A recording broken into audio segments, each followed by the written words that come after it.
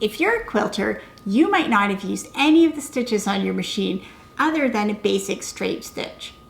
Today I'm going to show you how you can use some of those fancy stitches or even just some of those utility stitches in your quilting designs.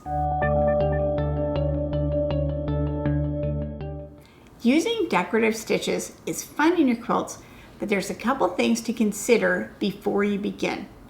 The first thing is, how heavy will the stitching be? Some decorative stitches are very dense. You want that to work with something with a really thin batting. It's not going to work in something puffy. So check out the individual stitch that you're going to be using. Another thing to consider is how intricate and fancy those stitches are. If you have a project with a lot of detailed piecing or bright and busy fabrics, then adding decorative stitches to that might be just adding a lot of noise and taking away from that. This kind of stitching will work best on simple projects where you want the decorative stitching to be the attention grabber. The third thing is, what kind of thread do you want to use? This is a chance to play with fun threads. It's nice with variegated thread or machine embroidery threads with different finishes. Just be sure to do a practice on your machine first to see how it's going to look, because you can't always tell from the picture. This quilt, which is the fall version of my 9-patch sampler quilt, uses decorative stitching in straight lines, but it's a pretty simple decorative stitch. It's just a wavy line back and forth that's used to stitch the straight lines. So it's decorative stitching, but it's not overpowering, and it fits with the overall design. The sample I'm going to do today is on this easy checked placemat, and this is a fun little project because it's quick, it's not a huge time commitment, and it will give you an idea of how your stitches are going to look in a larger quilt. So for decorative stitches, I'm just going to use one straight line of stitching right in the middle of the squares in this direction. To mark the lines that I'm going to be stitching on, I'm going to use a Hera marker. And a Hera marker is great for marking quilting lines on your quilt because it won't leave anything on the surface that might not come out later.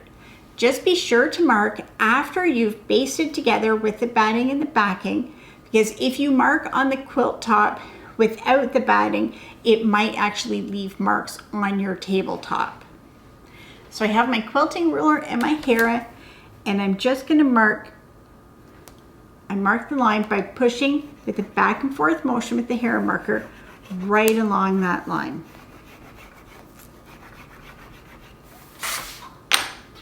So you can clearly see the line that I'm going to be using as a guide for stitching.